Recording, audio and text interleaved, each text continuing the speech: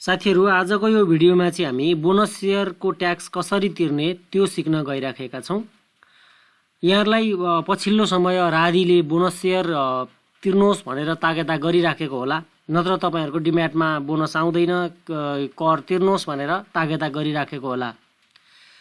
यो सम्बन्धमा मैले भिडियो त अलि अगाडि नै बनाउनु पर्थ्यो, तर पार्टिकुलरली राधिको केसमा भन्दा पनि आजको यो भिडियोमा चाहिँ मैले समग्र अब डिभिडेन्ड सिजन अहिले चलिराखेको छ हैन, तपाईहरुलाई चाहिँ म कुन अवस्थामा हामीले म्यानुअली तिर्नुपर्छ, कुन अवस्थामा हामीले तिर्नु पर्दैन, अनि कर कति छ, एक्सेलमा कसरी क्याल्कुलेट गर्ने त्यो सम्बन्धी जानकारी दिन गइराखेको छु। र यो चाहिँ जुनसुकै चाहे जुनसुकै कम्पनीको आओस् यही तरिकाले काम गर्दा हुन्छ। पहिला सुरुमा त हामीसँग कति किता होल्डिङ छ त्यो त सबैलाई थाहा हुन्छ हैन। तपाईसँग कति किता होल्डिङ छ, तपाईले कति किताको बोनस प्राप्त गर्दै हुनुहुन्छ हैन, तपाईलाई मैले कति किताको बोनस प्राप्त गर्ने हो, बुक क्लोजको अघिल्लो दिन मैले कति किता होल्ड गरेको छु त्यो नै थाहा छैन भने चाहिँ सम्बन्धित डिम्याटमै गएर बुझ्नु पर्यो हैन। किनकि अब धेरै कारोबार गरिराख्नेहरुको थाहा पनि हुँदैन के हुन चाहिँ, तर मोटामोटी अलमोस्टलाई थाहा हुन्छ। जस्तै यो एक्सेलमा मैले तपाईसँग भएको किता टक्क टाइप गर्दिने, जैसे मसँग 100 किता छ भने यहाँ अटोमेटिक तपाईले कति तिर्न पर्ने हो त्यो चाहिँ आउने हिसाबले मैले यो एक्सेल सिटमा फर्मुला सेटअप गरेको छु। यसको लागि चाहिँ त्यस्तो धेरै कम्प्लेक्स कुरै छैन हैन। तपाईसँग 100 किता होल्डिङ छ, 36.50% राधिले घोषणा गर्यो। राधिको फेस भ्यालु 100 हो, फेस भ्यालु पनि तपाईलाई थाहा छैन भने तपाईले चाहिँ यो मेरो लगानी अनि त्यसपछि नेप्से अल्फा अथवा चाहिँ यो nepalstock.com हैन, यिनीहरुमा गएर त्यसको फेस भ्यालु कति हुन्छ भनेर हेर्न सक्नुहुन्छ।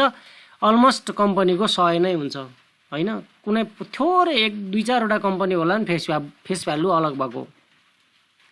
अब ट्याक्स रेट कति छ त नेपालमा भन्दा 5% तपाईले तिर्नु पर्ने हुन्छ। र यो टोटल पेएबल ट्याक्स भनेको यी 4 वटा फिल्ड छ नि, जुन यी 4 वटालाई गुणन गरेर आउने भनेको चाहिँ यही हो, B2 * C2 * D2 * E2। यो तपाईले जस्तो 100 किता तपाईसँग छ भने तपाईले 182.5 तपाईले चाहिँ तिर्नु पर्ने हुन्छ। ल अब यो एक्सेल फाइलको चाहिँ मैले लिंक तल राखिदिएको छु, मैले ड्राइभमा अपलोड गर्दिएर हैन। तपाईले यो डाउनलोड गर्नुभयो भने पछिसम्म जुनसुकैलाई पनि काम लाग्छ। त्यही पनि कम्प्लेक्स सूत्रै छैन हैन, यतिकै स्क्रिनमा हेरेर पनि आफैले म्यानुअली गर्नुभयो भने पनि तपाईलाई अभ्यास हुन्छ। यो त भयो। अब टोटल किता यहाँ 36% bonus, face value 100, tax rate 5% हैन त। तपाईले होल्डिङ जति गर्नु भएको छ फेस भ्यालुसँग गुणन गर्नुहोस्, त्यसको 36.50% कति हो त्यसको पनि 5% तपाईले ट्याक्स बुझाउनु पर्ने हुन्छ। ल अब म्यानुअली यहाँ त मैले अलरेडी गरेको हुनाले मैले सरसर्ती भन्न पाएँ। तपाईलाई मैले बुझाएर क्याल्कुलेटरमा भन्नु पर्दा चाहिँ 100 किता तपाईसँग होल्डिङ छ, यसको 36.5 डिभाइड बाइ 100 तपाईले प्राप्त गर्दै हुनुहुन्छ। 36.5% तपाईले बोनस आउँदैछ तपाईलाई। अब इन्टु यसको चाहिँ तपाईले 100 को दरले तपाईले तपाईको आफ्नो लागत भन्नुपर्ने हुन्छ। निशुल्क पाए पनि तपाईले 100 भन्दा कममा किने निशुल्क पाएको 0 मा पाएको भन्न पाउनुहुन्न। 3650 आयो हो, 3650 को तपाईले 5 डिभाइड बाइ 100 गर्नुपर्ने हुन्छ। 182.5 चाहिँ यसरी आएको है। ल म्यानुअली पनि बुझाएँ। अब पार्टिकुलर राधिको केसमा चाहिँ के गर्ने भन्दा राधिको वेबसाइटमा राधिले एउटा सुविधा के दिएको छ भन्दा डिभिडेन्ड रिजल्ट भन्ने एउटा दिएको छ। यो डिभिडेन्ड रिजल्टमा तपाई जान सक्नुहुन्छ र एक्चुअली यसमा भएको चाहिँ आधिकारिक हो, आउने त यता नै हो हैन। यसमा चाहिँ तपाईको पर्टिकुलरली तपाईसँग कति किता होल्डिङ थियो भनेर थाहा छैन भने चाहिँ तपाईले यो BOID नम्बर यहाँ टाइप गरेर सर्चमा क्लिक गर्नु भयो भने तपाईले कति तिर्न पर्ने देखाउँछ। अब मसँग होल्डिङ छैन हैन, त्यो भएको हुनाले मैले चाहिँ यो फिचर युज गरेर यहाँ देखाउन सकिन। अब यसपछि तपाईले कति तिर्न पर्ने छ त थाहा भइहाल्यो, यहाँबाट पनि थाहा हुन्छ हैन। अब एक्सेलमा म्यानुअल क्याल्कुलेसन गरेर पनि थाहा हुन्छ। अब तपाई चाहिँ जानुपर्ने हुन्छ यो कनेक्ट आइपीएस को ट्रान्सफर टु बैंक अकाउन्टमा। तपाईले यो फाइनान्शियल इन्स्टिट्युट मेनुबाट तपाईले बोनस ट्याक्स भन्ने एउटा फिचर होला हैन, त्यसमा गएर चाहिँ तपाईले तिर्न सक्नुहुन्न। यो पहिला चाहिँ थियो, तर एउटा प्रिमियर इन्सुरेन्सको भएपछि त्यसपछि यसले यो फिचर किन अपडेट गरेन? अब अन्तर्निकाय समन्वय भएन कि के हो हैन? यहाँ एउटा क्यापिटल मार्केट भन्ने अप्सन छ, त्यो भित्र चाहिँ बोनस ट्याक्स भन्ने छ, त्यसबाट चाहिँ तपाईले तिर्न सक्नुहुन्न।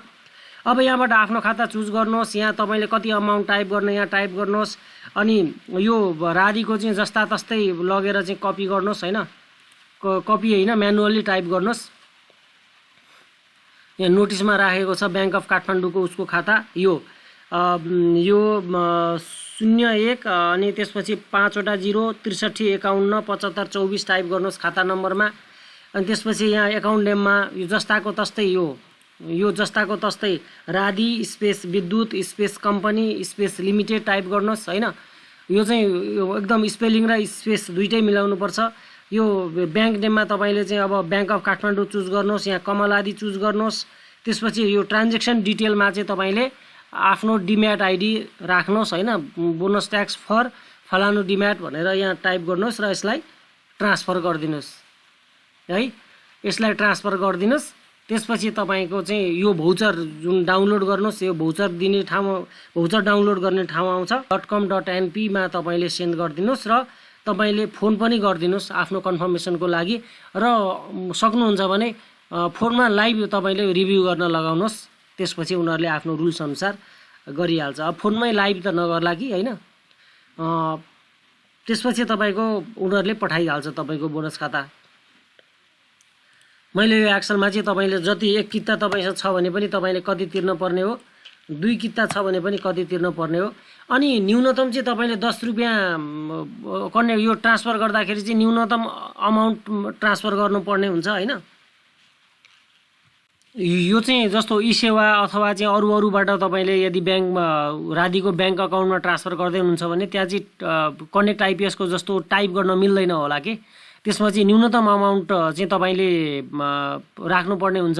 जस्तै 10 रुपैयाँ भन्दा कम तपाईले तिर्नु पर्यो भने त मिल्दैन, भनेपछि कनेक्ट आइपीएस नै युज गर्नु होला।